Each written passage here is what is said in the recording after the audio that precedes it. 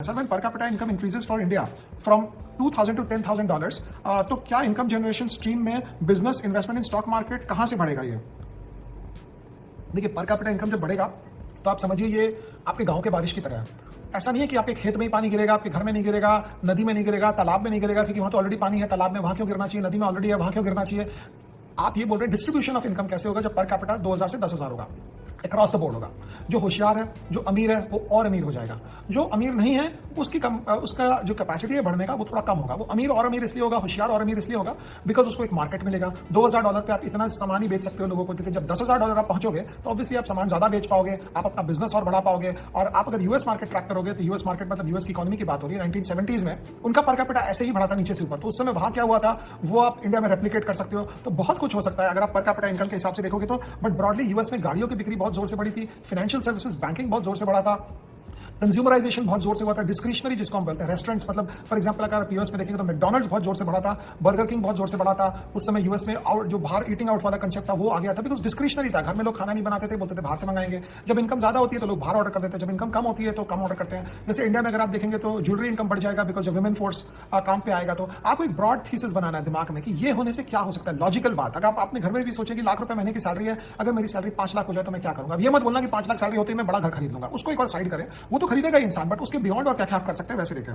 बिल्कुल simple one liner stock analysis कैसे करें। जो अच्छा देखो, स्टॉक एनालिसिस कैसे करें ये तो मेन इंपॉर्टेंट क्वेश्चन है। इसकी आंसर जो है इसके पीछे मैं 8 घंटा 10 घंटा 12 घंटा भी बोल सकता हूं। स्टॉक एनालिसिस आपको अगर करनी है तो सबसे पहले आपको देखना है बिजनेस का। बिजनेस मॉडल मैं शॉर्ट में बताऊंगा, संक्षिप्त में बताऊंगा, समराइज करके। सबसे पहले बिजनेस मॉडल देखना है, उसके बाद वैल्यूएशन देखना है, फिर मार्केट कैप देखना है, फिर सेक्टर में ग्रोथ है कि नहीं वो देखना है, स्केलेबिलिटी है कि नहीं, क्या स्केलेबिलिटी का मतलब कि वो बिजनेस कितना बढ़ सकता है वो देखना है। तो ये बहुत चीजें हैं और एक एक चीजों के अंदर भी बारीकी में 5-5 10-10 पॉइंट है। बट ब्रॉडली आपको ये देखना है कि वो सेक्टर क्या है। सेक्टर जो है वो स्टॉक का कैरेक्टर बताता है। जैसे अगर कंज्यूमर है, बैंकिंग है, एनबीएफसी है तो लंबा चलेगा। अगर वो सिक्लिकल है, सीमेंट है, स्टील है, मेटल है तो वो लंबा नहीं चलेगा, छोटा चलेगा। लेकिन वो यूसुफ पठान टाइप स्टॉक है, जब चल गया तो चल गया, नहीं चला तो नहीं चला, वैसा टाइप स्टॉक है। बट स्टॉक एनालिसिस कोई वन सिंगल पॉइंट फॉर्मूला नहीं है, वन साइज फिट्स ऑल नहीं है, बहुत ही वेरिड है, बहुत ही ब्रॉड है, वैसे देखना चाहिए। रोहित कश्यप बोल रहे हैं sir, we have the right demographic, what we need is rapid industrialisation, alas there is too much politics to let that happen, we will just grow old dreaming of a developed, we will just grow old dreaming of a developed economy. जरूरी नहीं industrialisation होए। Industrialisation model एक होता है जो China का model है, financial model है सिंगापुर का। आप दुबई जाए तो वहां कौन सी इंडस्ट्री है, कुछ नहीं है। यूएई में सब सर्विसेज के ऊपर बना लिया उन लोगों ने।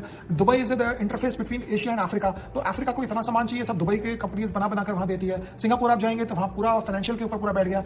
यूएस की इकोनॉमी पूरी फाइनेंशियल बेस्ड है। यूएस में तो खुद का बनाते ही बहुत कम है। वो थोड़ा सा एग्रीकल्चर बनाते हैं, डिफेंस गुड्स बनाते हैं और फार्मास्यूटिकल बहुत स्ट्रांग है उनका, और इनोवेशन है वहां पे, इनोवेशन एंड फाइनेंशियल्स और टेक्नोलॉजी एंड फाइनेंशियल्स। मेरे को लगता है टेक्नोलॉजी, फाइनेंशियल्स एंड फार्मास्यूटिकल्स ये 3 चीज है जो यूएस में खासे तौर पर बनती है। बाकी सब यूएस अपना सीमेंट स्टील कभी आप देखे ही नहीं उनको बनाते हुए। वही वाली बात है कि आप इतना समय सीमेंट स्टील बनाने में अगर लगाओगे तो उस समय में, उतने समय में आप कुछ और बेटर कर सकते हो। तो मुझे लगता है कि इंडिया को डेवलप करने के लिए हमको हायर एंड जाना होगा, हमको टेक्नोलॉजी वाइज हमको इनोवेशंस में जाना होगा, और हमको आगे पीछे सर्विसेज में जाना होगा, फाइनेंशियल्स में जाना होगा, बजाय कि हम इंडस्ट्री में जाएं और एग्रीकल्चर में जाएं। एग्रीकल्चर में उतनी ही इनकम होगी। यूएस में एग्रीकल्चर है, आप देखेंगे तो, यूरोप में एग्रीकल्चर है, लेकिन वहां पे एक एक फार्म जो है एक आदमी का 1-1 किलोमीटर लंबा चलता है। यहाँ पे 1 किलोमीटर में पूरा गांव खत्म हो जाता है। तो ये फर्क बहुत बड़ा है। आप अगर बीकेटी देखेंगे, बालकृष्ण टायर्स हो, वो तो इंग्लिश प्रीमियर लीग में भी आप देखेंगे वो एड निकालता है कई बार, बिकॉज उसका मेजर मार्केट ही स्पेन और जर्मनी और वो सब जगह फ्रांस में है। तो ये सब चीजें आपको देखनी चाहिए कि वहां पे फार्म बहुत बड़े हैं। यहाँ इतने छोटे छोटे खेत में आप कहां इतना बड़ा ट्रैक्टर चलाएंगे उठाकर। ट्रैक्टर रखने की ट्रैक्टर बैठा देंगे खेत में तो पता चलेगा खेती खत्म हो गया, क्योंकि तो जगह ही नहीं होती यहाँ पे। तो वो एक प्रॉब्लम है यहाँ पे। लेकिन मैंने ऐसा कभी नहीं बोला कि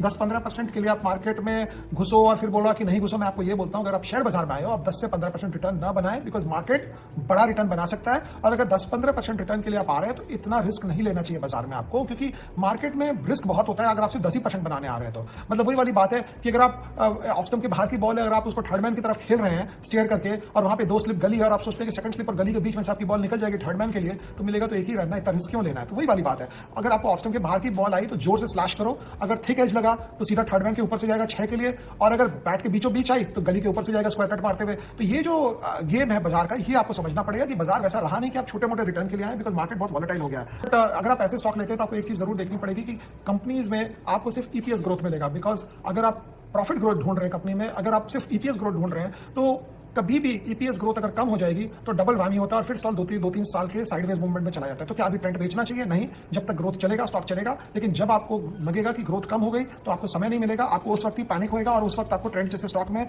बहुत लॉन्ग साइडवेज मूवमेंट हो जाएगा। डीमार्ट देख रहे हैं क्या हुआ, ब्रिलियंट कंपनी, सब कुछ ब्रिलियंट था, लेकिन उसके बाद भी जो स्टॉक है वो कुछ किया नहीं। तो यही वाली बात ट्रेंड में हो जाएगी। 150 के पी पे आपको स्टॉक लेने का मतलब कि पीतल को आप सोने के दाम खरीद रहे हैं। सर कॉन्फिडेंस बढ़ाने के लिए क्या करें? कॉन्फिडेंस बढ़ाने के लिए बहुत सिंपल सी बात है नीलेश, आप नॉलेज बढ़ाएं।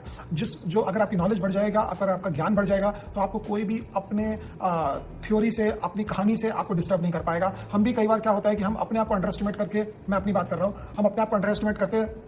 हर आदमी का व्यू जब लेने जाते हैं तो हम गड़बड़ी काम करते हैं। मुझे एक चीज समझ में आ गया कि व्यू सिर्फ अपना लो और किसी और का व्यू मत लो। अगर आप ज्यादा लोगों का व्यू लेंगे तो आपका खुद का जो बनाया हुआ थीसिस है वो गड़बड़ा जाएगा। अगर आप एक कंपनी को 3 साल से जानते हैं, समझते हैं, तो आप मुझसे भी पूछेंगे ना तो मेरे व्यू पे मत जाइए, बिकॉज मैं तो 2 मिनट में आपको बताऊंगा, लेकिन आप कंपनी को 3 साल, 4 साल, 5 साल से ट्रैक किए हैं। तो कॉन्फिडेंस बढ़ाने के लिए पहली बात है आपको ज्ञान बढ़ाना है, आपको अपना नॉलेज बढ़ाना है, आपको अपना ability to understand business, understand financial statements वो बढ़ाना है। ये अगर आप करेंगे तो ऑब्वियसली आपका कॉन्फिडेंस बढ़ जाएगा। अगर आपके पास ज्ञान का शॉर्टेज है, नॉलेज का शॉर्टेज है, इंटेलेक्चुअल बैंडविड्थ का शॉर्टेज जिसको हम अंग्रेजी में कहते हैं, तो आप हर वक्त आपका कॉन्फिडेंस कम होगा। बाजार घटने पे आप बेच के निकल जाओगे, फिर बाजार बढ़ने पे आप घुस जाओगे, आपसे प्राइस के कैप्टिव हो जाओगे। तो आपको प्राइस का कैप्टिव नहीं होना है, आपको नॉलेज अपने पास रखना है। अगर आपके पास नॉलेज होगा तो सब कुछ ठीक होगा। सर आप जब ट्रेडिंग करते थे, पीयूष शर्मा बोल रहे हैं, तो क्या आप क्या क्या ग्लोबल क्यूज और मैक्रोस देखा करते थे, अपना व्यू बनाते थे?